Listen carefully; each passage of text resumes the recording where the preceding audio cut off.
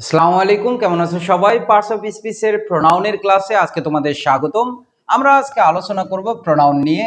ধৈর্য ধরে ক্লাসটা শুরু থেকে শেষ অবধি দেখবা। প্রোনাউন সম্পর্কে তুমি যদি অ্যাডমিশনের স্টুডেন্ট বা একাডেমিক স্টুডেন্ট হও বা জব প্রত্যাশী হও, আমি বলে দিতে পারি প্রোনাউনের এর বাইরে কোনো কোশ্চেন আসবে না। তো কথা না বাড়িয়ে শুরু করে দেই। তোমরা দেখো এখানে প্রোনাউন যে ওয়ার্ডটা আছে, তোমরা বলো তো প্রোনাউনে কয়টা সিলেবল আছে? দুইটা নিশ্চয়ই। এই প্রো ডাউন, বলো প্রো শব্দের অর্থ কি? অনেকে মনে মনে ভাবতেছো যে কমেন্ট করেই দেই প্রো শব্দের অর্থ পূর্বে। আসলে না, প্রো শব্দের অর্থ পূর্বে নয়, বরং প্রো শব্দের অর্থ হচ্ছে পরিবর্তে। পরিবর্তে তাহলে কার পরিবর্তে বসে? নাউনের পরিবর্তে। এ কারণে এর নাম দেওয়া হয়েছে প্রোনাউন। বুঝাইতে পারছি বিষয়?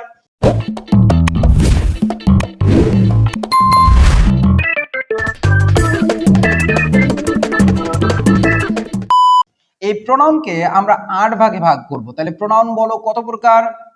8 প্রকার প্রোনাউন আছে। এক এক করে আমরা শিখি। 1 নম্বরে আসি পার্সোনাল প্রোনাউন। তোমরা বলো পার্সন মানে কি? ব্যক্তি। তাহলে পার্সোনাল প্রোনাউনের বাংলা কি হবে? ব্যক্তিবাচক সর্বনাম। অর্থাৎ যে প্রোনাউনগুলো ব্যক্তির পরিবর্তে ব্যবহৃত হবে সেগুলোকে আমরা পার্সোনাল প্রোনাউন বলবো। তোমাদের সুবিধার্থে আমি একটা চার্ট লিখে দিচ্ছি, এই চার্টটা খুব সুন্দরভাবে দেখবা। এই চার্টের মাধ্যমে আমরা অনেক কিছু জিনিস শিখতে পাবো। দেখো তোমরা যা শুধু দেখতে থাকো, কত কি শিখতে পারি দেখো। আমরা এখান থেকে শিখবো পার্সন। বলো পার্সন কত প্রকার? কত প্রকার? 3 প্রকার। First, second and third person. আমরা এখান থেকে শিখবো কেস। কেস কত প্রকার বলো? 3 প্রকার। সাবজেক্টিভ কেস, দেন অবজেক্টিভ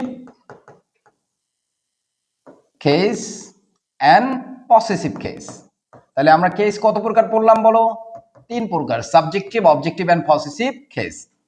এবার আমরা যে জিনিসটা শিখব সেটা হচ্ছে এই ফার্স্ট পারসন আই এর অবজেক্টিভ কেস বলো মি, পসেসিভ হচ্ছে মাই আর মাইন্ড। তোমরা মাই মাইন্ড অনেকবার শুনেছো, কিন্তু পার্থক্য যদি না জানো আমাদের আজকের ক্লাসে এর পার্থক্য আমরা শিখাই দিব।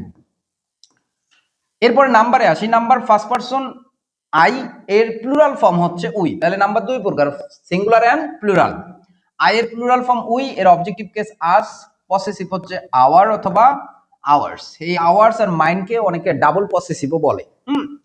সেকেন্ড পারসন হিসেবে আমরা কি পাচ্ছি? ইউ, অবজেক্টিভ কেস হচ্ছে ইউ, পসেসিভ হচ্ছে ইওর। আবার আমরা ইওরসও বসাইতে পারবো, ইওরস। থার্ড পারসন হিসেবে পাবো হি, হিম, হিজ, শি, হার, হার অথবা হার্স। থার্ড পারসন যদি প্লুরাল হয় আমরা ব্যবহার করব দে, অবজেক্টিভ হিসেবে ব্যবহার করব দেম, পসেসিভ কি? দেয়ার অথবা দেয়ার্স। তাহলে আমরা এই চার্ট থেকে 3টা জিনিস শিখলাম। একটা person, first person, second person and third person. শিখলাম কেস কত প্রকার? 3 প্রকার, সাবজেক্টিভ, অবজেক্টিভ এন্ড পসেসিভ। আমরা শিখলাম নাম্বার 2 প্রকার, সিঙ্গুলার এন্ড প্লুরাল। এবার এই চার্টকে কাজে লাগিয়ে পার্সোনাল প্রোনাউন রিলেটেড কিছু রুল পড়া যাক। রুল নাম্বার 1 কি বলতিছে দেখো, ভার্ব এর পূর্বে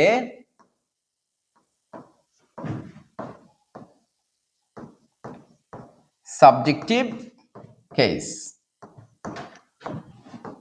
ভার্ব এর পর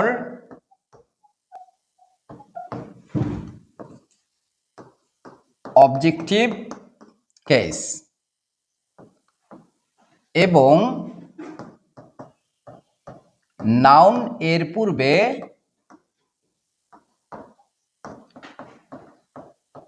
পসেসিভ কেস।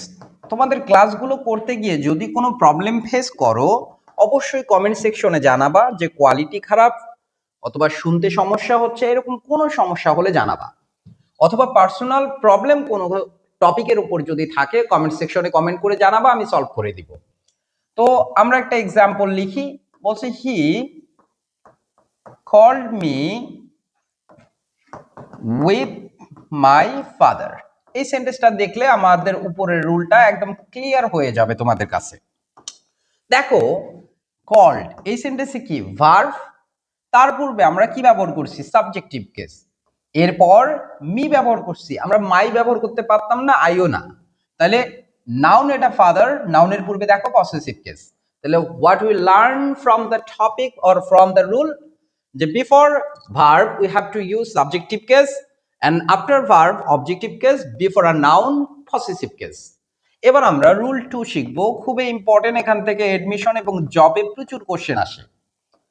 কোশ্চেনটা রুলটা কি বলছে, দোষ বা অপরাধ বোঝালে, তার মানে সেন্টেন্স দ্বারা কোনো যদি দোষ বা অপরাধের কথা বোঝায় তাহলে 1 2 3 হবে।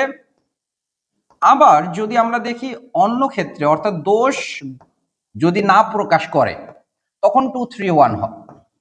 এখন তোমরা মনে মনে ভাবতে পারতেছো যে করতেছি ইংলিশ ক্লাস আর লিখে দিল 1 2 3, আমরা কি অঙ্ক করতেছি? আসলে এমনটা নয়। এই 1 2 3 দ্বারা আমি যেটা বুঝাইছি first person, second person, third person, বুঝছো সবাই? তার মানে দোষ বা অপরাধ করলে আমরা কি করি, প্রথমে ফার্স্ট পারসন বসাবো, তারপর সেকেন্ড পারসন, তারপর থার্ড পারসন। ভাই এটাই ধর্মের নিয়ম, এটাই সমাজের নিয়ম। আমরা নিজের অপরাধ আগে বলবো, কারণ ধর্মে বলা আছে যে আত্মসমালোচনাকারী উত্তম ব্যক্তি, তাই কি না? এরপরে যে উপস্থিত আছে তার প্রবলেমটা আমরা ধরাই দিব, থার্ড পারসনের কথা না বলাই ভালো, কারণ গীবত হয়ে যায়, তাই কি না?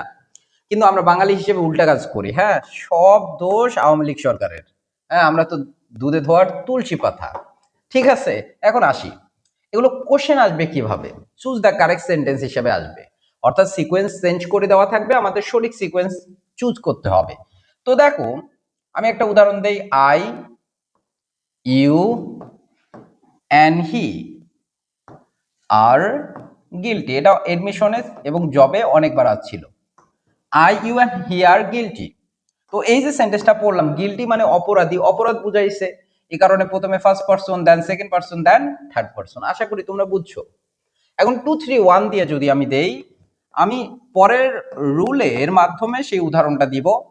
পরের রুল কি বলছে, after preposition we have to use objective case of a pronoun. তার মানে আমরা প্রিপোজিশনের পরে যদি প্রোনাউন প্রয়োজন হয়, প্রতি ক্ষেত্রে প্রোনাউনের অবজেক্টিভ কেস বসাবো। Got it? উদাহরণ দেখো, বলছে between dash, this is the greatest book. এটাও কিন্তু মন করা আমার কোনো উদাহরণ না, এটাও এডমিশন টেস্টেরই উদাহরণ। আমরা একটু উদাহরণটা অপশনগুলো দেখি।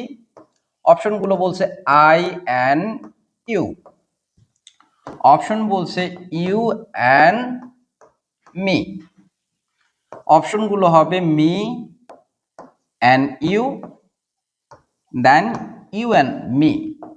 তাহলে তোমরাই বলো কোনটা হবে আনসার, তোমরাই বলো। বিটুইন কি প্রিপোজিশন, এরপরে জয়টা প্রোনাউন লাগবে, প্রত্যেকটারে অবজেক্টিভ কেস বসাবো। আচ্ছা বলো এটা কি অবজেক্টিভ কেস? অবশ্যই না। আচ্ছা এখানে আই হবে, এটা কি অবজেক্টিভ কেস? অবশ্যই না। তার মানে এই দুটো হওয়ার কোনো পসিবিলিটি নাই। তাহলে হয় এটা হবে নতুবা এটা। সেন্টেন্সের অর্থ দেখো, বলছে between that this is the greatest book, তোমার আমার বইগুলোর মধ্যে এটাই সব থেকে ভালো। এটা কি কোনো দোষের কথা? না। দোষের কথা যদি না হয় তাহলে সিকোয়েন্স কি 2 3 1, তাহলে এখানে থার্ড পারসন নাই, তাহলে সিকোয়েন্স কি 2 আর 1। দেখো আনসার পেয়ে গেছি। যদি কেউ না বুঝে থাকো কমেন্ট করে জানাও, আমি আরো ব্যাখ্যা তোমাদের কমেন্ট সেকশনে উত্তরে দিব। এরপরে আসি, আমরা 1 নম্বরে পড়লাম পার্সোনাল প্রোনাউন, 2 নম্বরে যে প্রোনাউন পড়বো সেটা হচ্ছে রিফ্লেক্সিভ প্রোনাউন। তোমরা শুধু রুলসের ক্লাসে পাবা না, আমি ধারাবাহিকভাবে এডমিশন এবং জব রিলেটেড যত টপিক আছে প্রথমে রুল পড়াবো এবং পরে সেকেন্ড ওই টপিকের উপর আরেকটা ক্লাস দিব, বিগত বছরে এডমিশন বা জব পরীক্ষাগুলোতে যে কোশ্চেনগুলো আসছিল তার উপর মনে রাখবা। এই জন্য ধারাবাহিকভাবে কোশ্চেনগুলো পড়বা, ক্লাসগুলো করবা। প্রথম ক্লাস রুলসের উপর, দ্বিতীয় ক্লাস কোশ্চেনের উপর। রিফ্লেক্সিভ প্রোনাউন এর বাংলা হচ্ছে আত্মবাচক, মানে নিজে নিজে বলবে। যেমন সে নিজের প্রশংসা নিজে করলো, সে আত্মহত্যা করলো। হ্যাঁ, আমরা বলি না? আমরা যদি মনে রাখতে চাই which one will be reflexive pronoun, reflexive pronoun কোনগুলো হবে, খুব সহজে আমরা বলবো সেলফ যুক্ত যে প্রোনাউন গুলো আছে সেগুলোই রিফ্লেক্সিভ প্রোনাউন। আমরা দেখব যখন নাউন প্রোনাউনটা সিঙ্গুলার তখন সেলফ হবে, আর যখন প্লুরাল হবে তাহলে কি হবে? সেলফস। তোমরা এখন কমেন্ট সেকশনে আমাকে জানাই দিবা মাই সেলফ না মাই সেলফস হবে, অবশ্যই কমেন্ট সেকশনে জানাবা। উদাহরণ দেখ কি বলছে, হি প্রেজড হিমসেলফ। বাংলা কি বলো? সে নিজের প্রশংসা নিজে করলো। এই হিমসেলফের নিচে আন্ডারলাইন করে বলছে দ্য প্রোনাউন ইজ। কোন প্রোনাউন বলবো আমরা? Reflexive pronoun. সমাজে এমন লোক আছে না, আমি এটা, আমি ওটা, আমি বাঘ মারছি, আমি সিংহ মারছি, আসলে কিন্তু তার দ্বারা বিলাই মারাও সম্ভব না। বুঝাইতে পারছি বিষয়?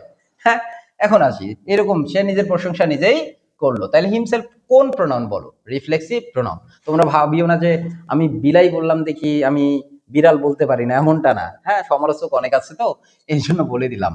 একটা নোট লিখবো আমরা এখানে। হ্যাঁ, নোট। নোটটা কি বলছে? নাউন ও প্রোনাউন এরপর রিফ্লেক্সিভ প্রোনাউন থাকলে তাকে ইমফ্যাটিক প্রোনাউন বলে। ইমফ্যাটিক প্রোনাউন বলে। তাহলে দেখো, ইমফ্যাটিক প্রোনাউন আলাদা নতুন কোনো প্রোনাউন না ভাই। আমরা ক্ষেত্র বিশেষে রিফ্লেক্সিভ প্রোনাউনটাকে ইমফ্যাটিক প্রোনাউন বলবো। কখন বলবো? যদি তাহা নাউন বা প্রোনাউনের পরে থাকে। ফর এক্সাম্পল দেখো, আমি যদি বলি দে সলভড দ্য প্রবলেম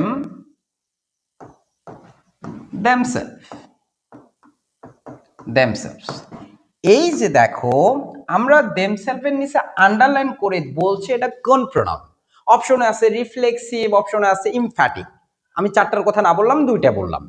তাহলে তোমরা বলো, এখানে প্রবলেম নাউন অবভিয়াসলি, এর পরে কি আছে? রিফ্লেক্সিভ প্রোনাউন আছে। আমরা বলছি নাউন বা প্রোনাউনের পরে যখন রিফ্লেক্সিভ প্রোনাউন থাকবে সেটাকে রিফ্লেক্সিভ না বলে ইমফ্যাটিক বলবো।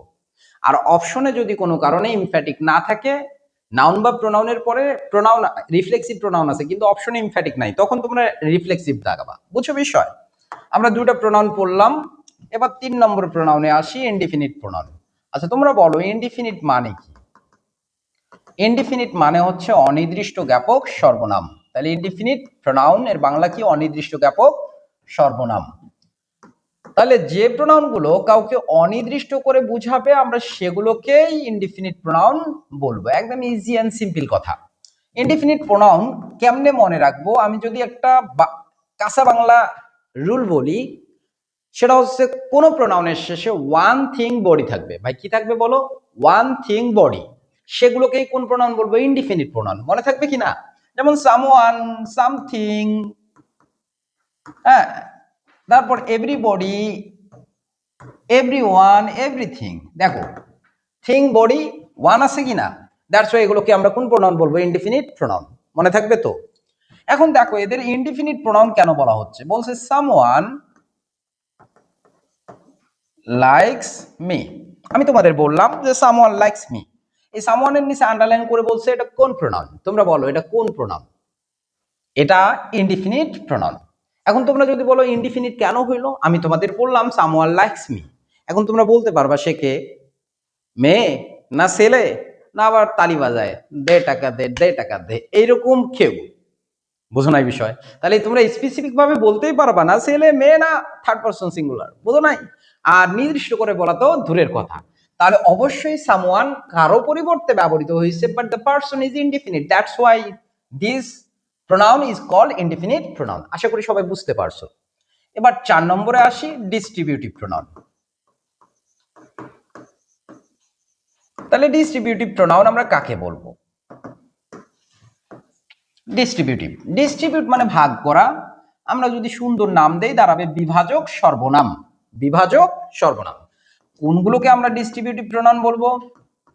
Is, either, neither. এখন তোমরা যদি বলো ইজ এর বাংলা কি, আমি বলবো প্রত্যেকে বা প্রত্যেকটি। আইদার মানে কেউ একজন, আর বস্তুর ক্ষেত্রে আমরা বলতে পারবো কোনো একটা। নেইদার মানে কেউ নয়, আর বস্তুর ক্ষেত্রে কোনোটাই নয়। তো আমি এখন তোমাদের একটা ট্রান্সলেশন ধরাবো, আমি একটা করাই দিব, তোমাদের একটা বলবো, তোমরা অবশ্যই কমেন্ট করে জানাবা। আমি বললাম তোমাদের প্রত্যেকেই পরিশ্রমী, তাহলে তোমাদের প্রত্যেকেই তার ইংরেজি কি? ইজ অফ ইউ, তোমাদের প্রত্যেকে। তাহলে বলো ইজ ট্যালেন্টেড না আর ট্যালেন্টেড, ইজ ইন্ডাস্ট্রিয়াস না আর ইন্ডাস্ট্রিয়াস, তাহলে ইজ হবে, ইজ ইন্ডাস্ট্রিয়াস। কেন হইল? কারণ এখানে সাবজেক্ট ইজ, ইউ কিন্তু না, প্রিপোজিশনের আগেরটা হেডওয়ার্ড বলে, তাহলে ইজ সিঙ্গুলার, ভার্বও সিঙ্গুলার হয়ে গেছে। এখন তোমাদের একটা রুল শিখাই আমি, খুবই ইম্পর্টেন্ট, যেখান থেকে প্রচুর পরিমাণ কোশ্চেন আসে। রুলটা কি বলছে? ইনডিফিনিট ও ডিস্ট্রিবিউটিভ প্রোনাউন এর পর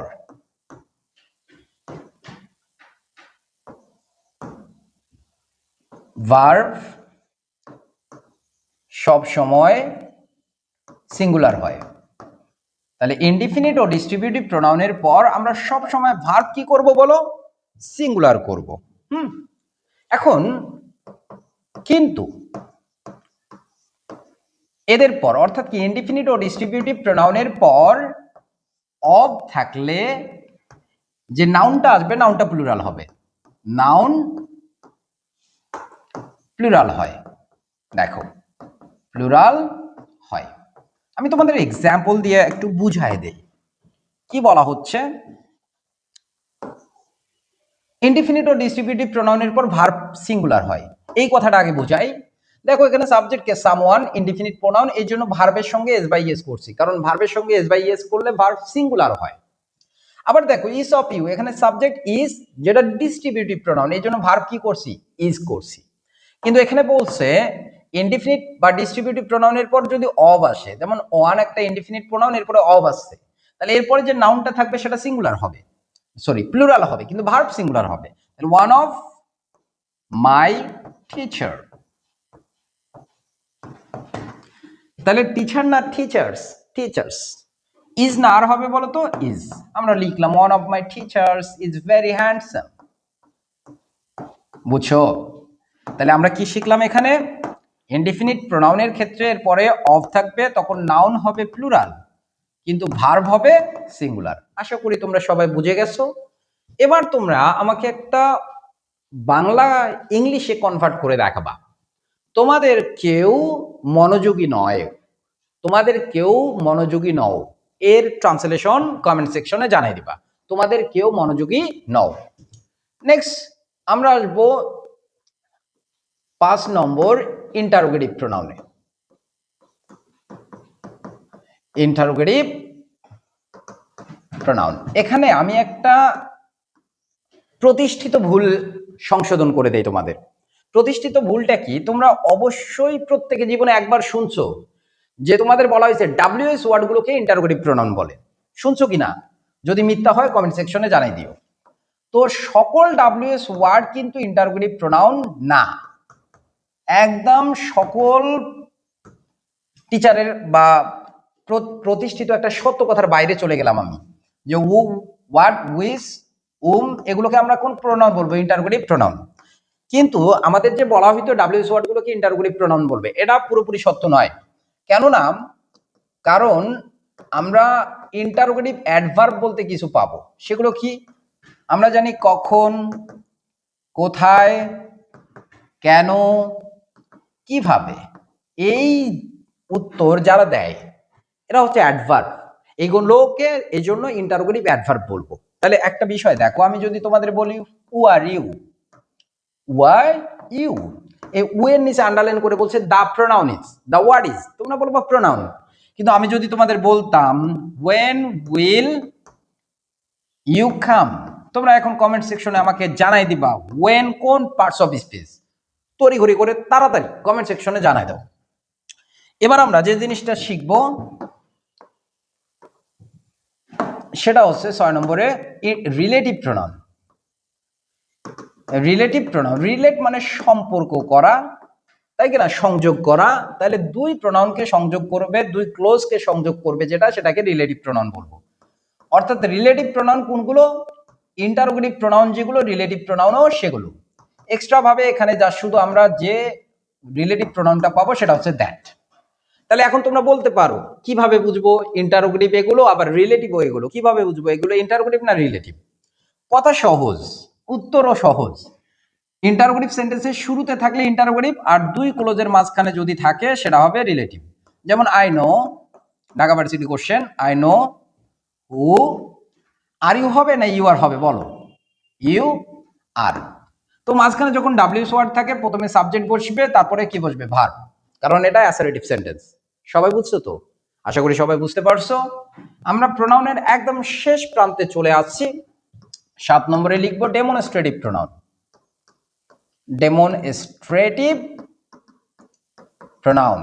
তাহলে ডেমনস্ট্রেটিভ প্রোনাউনের বাংলা হচ্ছে নির্দিষ্ট জ্ঞাপক সর্বনাম। নির্দিষ্ট জ্ঞাপক সর্বনাম। তাহলে ডেমনস্ট্রেটিভ প্রোনাউন কোনগুলো বলবো? This, that, this, those, it, the same, such. এই কয়েকটাকে আমরা ডেমনস্ট্রেটিভ প্রোনাউন বলবো। এদের আবার মজার ব্যবহার আছে। দিস এবং দ্যাট, এই, ওই, এগুলো সিঙ্গুলারের জন্য বসে। দিস ও দোজ এগুলো ব্যবহৃত হয় প্লুরালের জন্য। আবার টেন্সেরও একটু ব্যাপার স্যাপার আছে। দিস এবং দিজ এই দুটো ব্যবহৃত হয় প্রেজেন্ট টেন্সে। এই দ্যাট আর দোজ এই দুটো ব্যবহৃত হয় পাস্ট টেন্সে। তো আমি তোমাদের একটা উদাহরণ দিব, আমি একটা উদাহরণ আনসার করে দিব, তোমরা আর একটা উদাহরণের আনসার নিজে কমেন্ট সেকশনে জানাবা। যেমন আই হ্যাভ আ ক্যাট। পরের সেন্টেন্স বলছে কি? I love that cat very much. Very much. বলো, এই সেন্টেন্সে আমরা দেখতেছি ক্যাট সিঙ্গুলার, সিঙ্গুলারের জন্য বসে দিস এবং দ্যাট।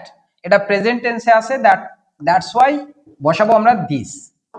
আরেকটা উদাহরণ দেই। I saw many birds. That were very beautiful.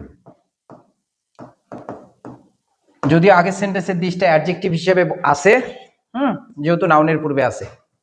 তো এখানে যে প্রোনাউনটা আমরা ইউজ করব, তোমরা কমেন্ট সেকশনে জানাবা দিস, দ্যাট, দিস, দোজ কোনটা আনসার হবে। এবার আমরা লাস্ট একদম সর্বশেষ আলোচনায় 8 নম্বরে লিখবো রেসিপ্রোকাল প্রোনাউন। Reciprocal pronoun. তো আমরা রেসিপ্রোকাল প্রোনাউন কোনটাকে বলতেছি? বাংলা হচ্ছে পারস্পরিক সর্বনাম। পারস্পরিক সর্বনাম। কেন এদেরকে পারস্পরিক সর্বনাম বলা হচ্ছে? রেসিপ্রোকাল প্রোনাউন দুটা, ইচ আদার, ওয়ান অ্যানাদার। এদের পারস্পরিক সর্বনাম বলার কারণ এরা একে অপরের মধ্যে সম্পর্ক, ভালোবাসা, ঘৃণা, লড়াই, সংগ্রাম, প্রতিযোগিতা এগুলো বোঝায়। এই জন্য এদেরকে রেসিপ্রোকাল প্রোনাউন বলছে। এগুলো যদি দুইজনের মধ্যে হয় তখন ইচ আদার, আর দুইয়ের অধিকের মধ্যে হলে কি বসাবো আমরা? One another. এ বুঝছো সবাই?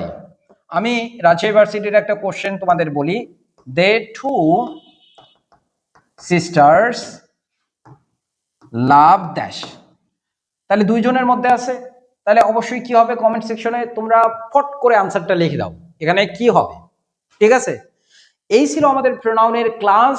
আগামী ক্লাসে অর্থাৎ প্রোনাউনের দ্বিতীয় ক্লাসে আমি আলোচনা করব প্রোনাউন থেকে আসা এডমিশন টেস্ট এবং চাকরি পরীক্ষায় সকল ইম্পর্টেন্ট কোশ্চেন। ততক্ষণ পর্যন্ত তোমরা ভালো থাকো, সুস্থ থাকো এবং কমেন্ট সেকশনে জানাও কেমন ক্লাসটা হয়েছে। ধন্যবাদ সবাইকে। আসসালামু আলাইকুম।